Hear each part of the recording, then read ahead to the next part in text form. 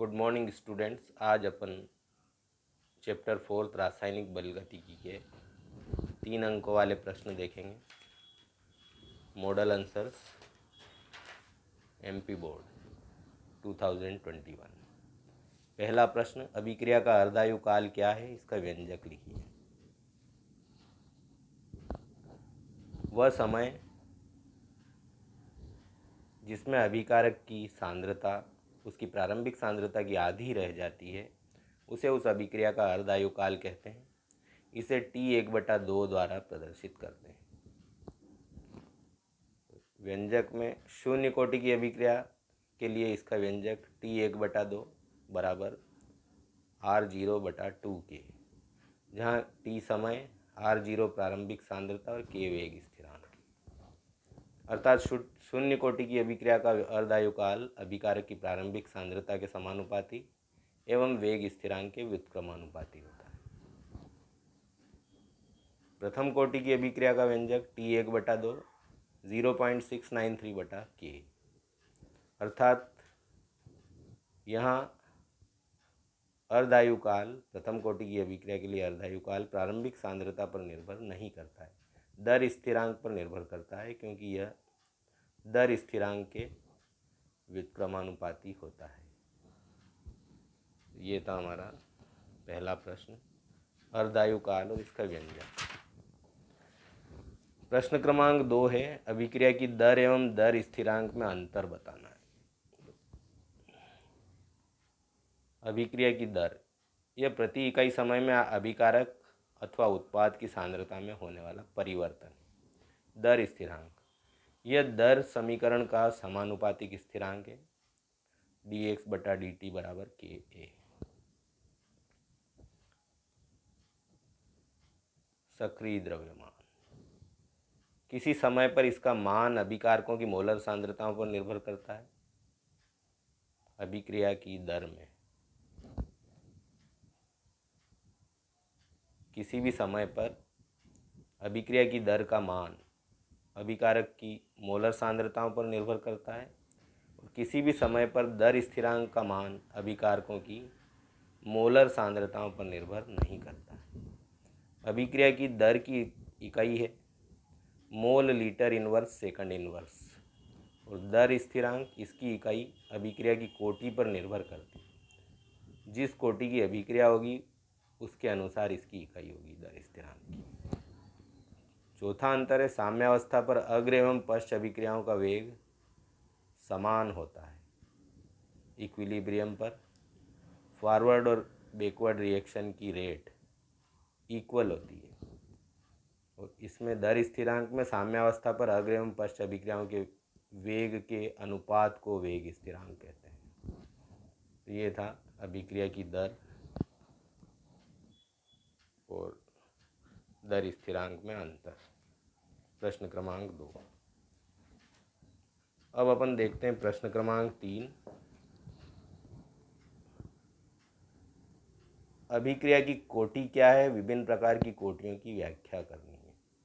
किसी भी अभिक्रिया के दर नियम में व्यक्त किए गए अभिकारकों की सांद्रताओं के घातांकों का योग उस अभिक्रिया की कोटि कहलाती है।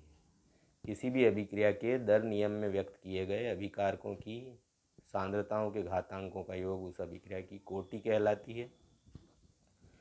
अब वे अभिक्रियाएं जिनका वेग अभिकारकों की सांद्रताओं पर निर्भर नहीं करता है उसे शून्य कोटि की अभिक्रिया कहते हैं।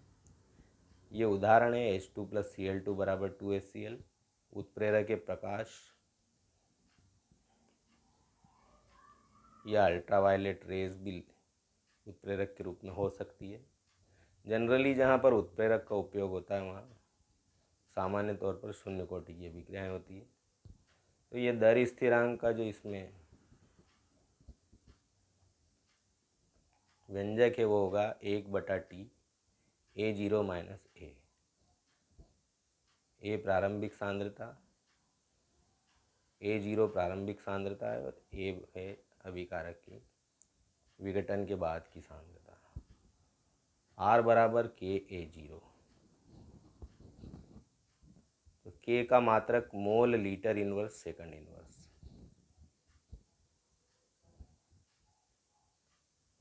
तो जहाँ पर अभिक्रियाएं जिनका वेग अभिकारकों की सांद्रता पर निर्भर नहीं करता है उसे शून्य कोटि की अभिक्रिया कहते हैं। यानी इनमें क्या होता है कि जितना उत्पाद बनता है रिएक्टेंट से, वापस प्रोडक्ट भी उतने ही रिएक्टेंट में बदल जाता है। ये जनरली क्या है, रिवर्सिबल रिएक्शंस होती है। वे अभिक्रियाएं जिनका वेग केवल एक अभिकारक की सांद्रता के प्रथम घात के समानुपाती होता है उसे प्रथम कोटि की अभिक्रिया कहते हैं। जो एक अभिकारक की सांद्रता पर निर्भर करे उसे प्रथम कोटि की अभिक्रिया कहते हैं। उदाहरण हाइड्रोजन पराक्साइड जल और ऑक्सीजन में विघटित हो जाता है। के बराबर 2.303/T log 10 A0/A। A0 प्रारंभिक सांद्रता और A T समय पर सांद्रता, परिवर्तित सांद्रता। के का मात्रक सेकंड इनवर्स होता है इसमें प्रथम कोटि की अभिक्रिया। और रेट ऑफ रिएक्शन R बराबर के ए।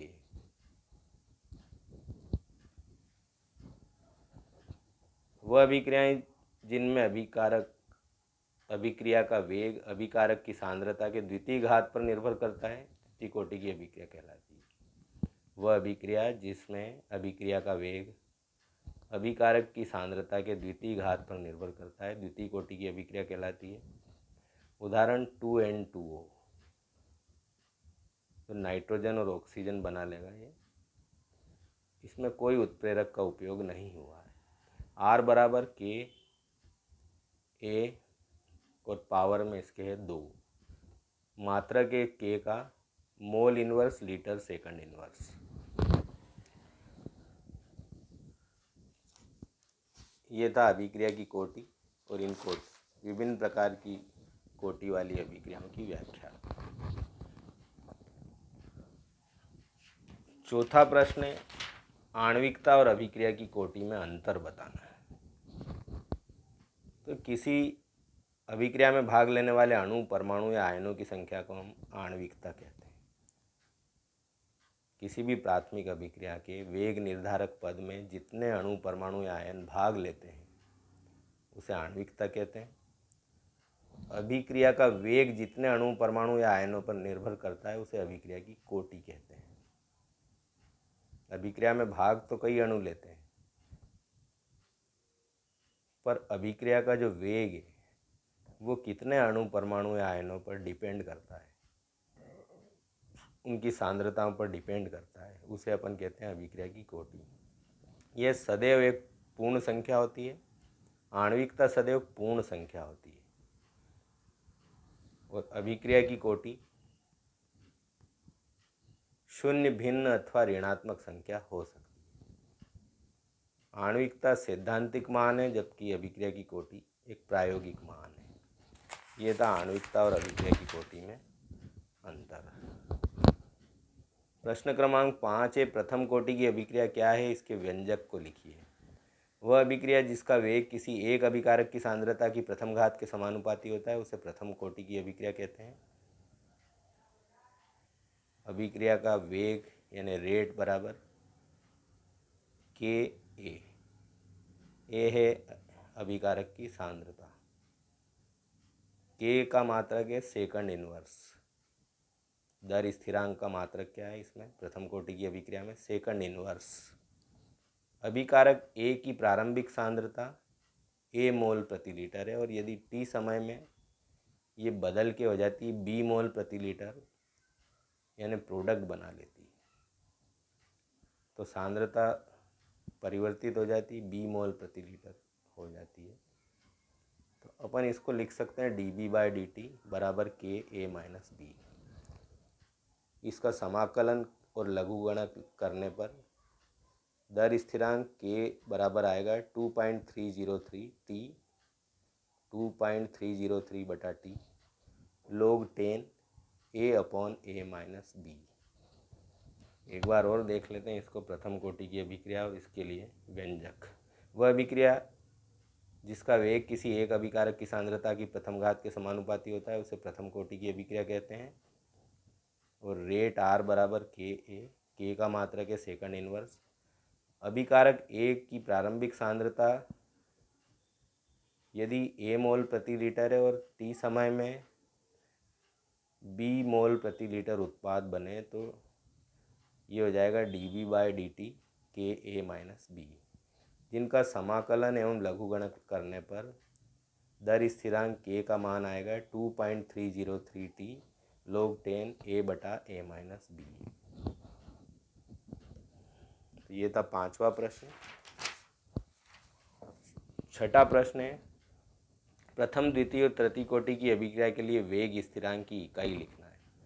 प्रथम कोटि की अभिक्रिया के लिए वेग स्थिरांक K की इकाई है सेकंड इनवर्स। वेग स्थिरांक K की इकाई है सेकंड इनवर्स। द्वितीय कोटि की अभिक्रिया के लिए वेग स्थिरांक K की इकाई है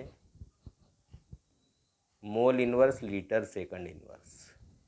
और तृतीय कोटि की अभिक्रिया के लिए वेग स्थिरांक की इकाई है मोल और पावर में -2 लीटर 2 और सेकंड इनवर्स। मोल -2 लीटर 2 सेकंड इनवर्स। तो ये थी प्रथम द्वितीय और तृतीय कोटि की अभिक्रिया के लिए वेग स्थिरांक की इकाइयाँ। तो ये हमारे चैप्टर 4 रासायनिक बल गतिकी के 3-3 अंकों वाले 6 प्रश्न थे। वीडियो अच्छा लगे तो लाइक, सब्सक्राइब और शेयर करें। और